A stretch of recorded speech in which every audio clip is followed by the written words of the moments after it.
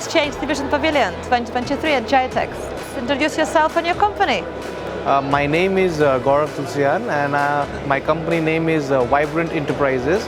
We are from India. We are mostly exporting mobile phones and consumer electronics from India to Dubai, Russia and Latin America. What were the highlights for your business last year? Last year we were new at the exchange. It was our first experience over here. This is our second experience here. So far so good, it has been good. Can you please tell us what are your plans for next year?